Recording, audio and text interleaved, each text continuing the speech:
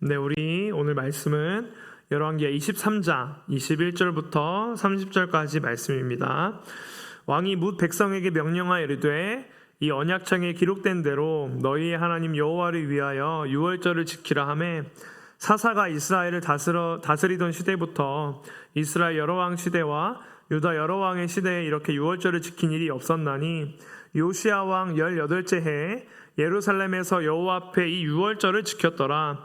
요시야가 또 유다 땅과 예루살렘에 보이는 신접한 자와 점쟁이와 드라빔과 우상과 모든 가증한 것을 다 제거하였으니 이는 대제사장 hil기야가 여호와의 성전에서 발견한 책에 기록된 율법의 말씀을 이루려 함이라. 요시야와 같이 마음을 다하여 뜻을 다하며 힘을 다하여 모세의 모든 율법을 따라 여호와께로 돌이킨 왕은 요시야 전에도 없었고 후에도 그와 같은 자가 없었더라.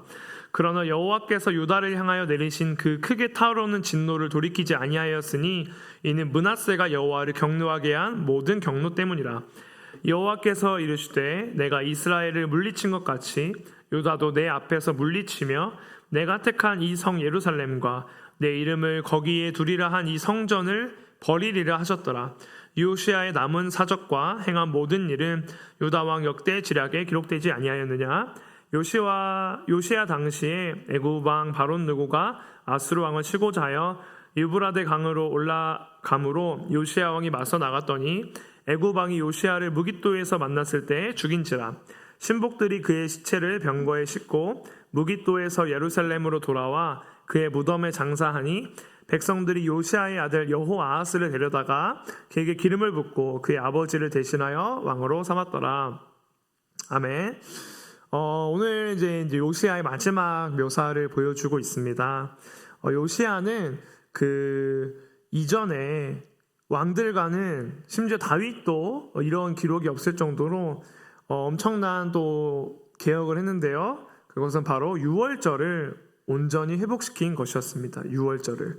22절에 보시면 심지어 사사시대 이후부터 유월절이 잘 안 지켜졌던 것 같습니다. 그런데 유다 여러 왕 시대, 이스라엘의 여러 왕 시대를 다 봐도 이 요시야처럼 유월절을 지킨 왕이 없었다. 그리고 이제 25절에 보면은 요시야만큼 율법을 지킨 왕이 없었다. 이 모세의 모든 율법을 철저하게 지킨 왕이 없었다. 그러니까 정말 요시야는 다윗과 닮아 있으면서도 또 이스라엘의 최초의 지도자였던 그 모세를 엄청나게 닮아 있습니다. 유월절이라는 것은 이 하나님께서 이스라엘을 애굽에서 구원하게 하신 구원의 상징이죠. 요시야는 그 구원의 역사를 기억하게 하고 백성들이 하나님의 은혜를 다시 깨달을 수 있게 바로 이 유월절을 성대하게 지키고 회복을 시켰습니다. 아마 요시야는 이런 의도였던 것 같아요. 단순히 율법만 지키는 것이 아니라 그 율법을 지킬 수 있는 힘, 그 율법을 지킬 수 있는 그 동력은 바로 은혜다. 바로 하나님이 우리를 구원하시고 우리를 애굽의 그 종된 애굽살이에서 건져내신 그 은혜를 기억하는 게 바로 유월절이 아닙니까? 그래서 아마 요시야 시대의 백성들은 다시 은혜를 기억했던 것 같습니다. 다시 그 하나님의 은혜를 또 구원의 그 감격을 회복하는 시간이 있던 게 아닐까 생각이 듭니다. 그렇기 때문에 아마 요시야 본인도 유월절을 지키면서 이 하나님의 그 구원의 은혜의 감격에 충만히 젖었던 것 같아요. 그래서 유월절을 먼저 회복시키고 지켰다. 그 이후에 모든 율법을 따랐다. 이렇게 나오지 않습니까? 그래서 결국 기독교는 직설법과 이 명령법이 있는데요. 결국 직설법이 먼저다. 직설법이 먼저다. 그러니까 하나님의 백성으로 우리를 구원하셨다. 우린 이미 구원받았다. 우린 이미 은혜를 받았다. 이게 직설법이거든요. 그러니까 이미 우리는 하나님의 백성입니다. 그렇게 이미 직설법으로 선언하고 난 이후에 그렇다면 우리가 은혜 받은 백성, 구원받은 백성으로서 어떻게 살아야 할 것인가?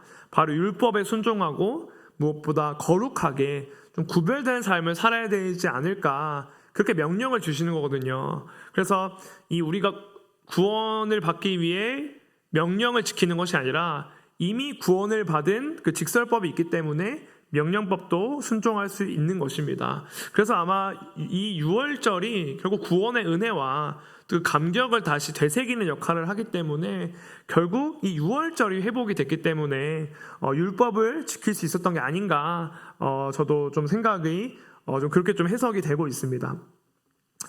실제로 이제 신학적으로도 이렇게 그렇고요. 그래서 우리도 그럴 때가 있습니다. 율법이 좀 부담이 되고 또는 하나님을 섬기는 것이 좀 지치거나 힘들 때가 있을 때마다 우리가 다시 돌아가야 할 곳은 바로 유월절의 감격이 아닌가. 저도 지난주에 예배자학교에 그 책을 읽고 나누면서 참 그 부분이 참 와닿았습니다. 우리가 사명보다 선행되어야 하는 것이 바로 사랑이다. 그러니까 사랑이 사명보다 먼저다. 참 그 말에 참 되게 와닿았었거든요. 결국 우리가 막 하나님의 은혜 없이 달려가고자 하면은 참 지치기 마련입니다. 오해하지 말아야 할 것은 바울도 그랬듯이 막 그렇다고 막 은혜가 지금 당장 없다고 하나님을 섬기는 것을 그만두면 더 은혜가 떨어질 확률이 높습니다. 오히려 은혜가 떨어지고 지칠수록 더 은혜의 자리에 나아가고 더 주님의 말씀에 나아가고 더 섬기는 자리에 나아갈 때 그 바울처럼 그 고난 중에도 은혜를 노래할 수 있는 거 아니겠습니까? 그래서 우리가 참 신앙생활 하다가 지치거나 또는 이 율법 순종하기 힘들 때가 있으면 그때마다 우리가 회복해야 할 게 바로 이 구원의 은혜와 감격이 아닌가 생각이 듭니다. 그래서 우리가 은혜가 떨어졌다고 말하기 전에 그 전에 먼저 그러니까 은혜가 떨어졌다, 그래서 저는 못 섬기겠습니다, 이렇게 말하는 것이 아니라 은혜가 떨어졌기 때문에 더 예배의 자리에 나오고 더 주님의 섬기는 자리에 가서 그 낮은 곳으로 더 가아갈 때 그때 주님께서 은혜를 부어주실 줄 믿습니다. 그것이야말로 다시 유월절을 회복하는 것이겠지요. 그래서 지금 당장 내가 힘이 안 난다고 아무것도 안 하는 것이 아니라 오히려 더 예배에 목숨 걸고 예배 속에 하나님을 붙잡고 정말 그 구원의 은혜와 감격을 그 예배 속에 결국 이 경험을 하게 되잖아요. 우리가 찬양과 기도와 말씀 속에 결국 그 주님의 은혜를 경험하기 때문에 그 은혜를 경험하고 또 섬기는 가운데에도 정말 이 섬기는 가운데 주님을 또 묵상하면서 또 은혜를 누리셔서 정말 우리가 항상 유월절의 은혜, 이 구원받은 은혜를 기억하여서 또 하나님의 율법도 잘 지키고 정말 요시야처럼 이 모든 율법에 흠이 없다, 이렇게 칭찬받을 수 있는 여러분들이 되시길 축복합니다. 아멘. 기도하겠습니다. 하나님 감사합니다. 정말 요시야는 유월절을 통해 주님의 은혜와 그 사랑을 충만하게 느꼈습니다. 그리고 그 힘으로 정말 그 은혜에 감격하여서 그것을 동력으로 삼아 율법을 순종하는 모습을 우리가 성경을 통해 보고 있습니다. 주님, 우리에게도 주님의 은혜와 능력이 더욱 필요합니다. 정말 주님의 사랑이 더 필요함을 고백합니다. 우리가 때로는 삶의 자리에서 사역에서 지칠 때가 있지만 그때마다 포기하는 것이 아니라 오히려 더 주님의 은혜의 자리에 나가고 더 뜨겁게 예배를 사모하고 더 정말 다시 주님께 가는 마음으로 돌아갈 때 모든 것이 회복되고 기쁨이 넘칠 줄 믿습니다. 하나님, 정말 그런 삶을 또 살 수 있도록 인도하여 주시옵소서. 예수님 이름으로 기도합니다. 아멘.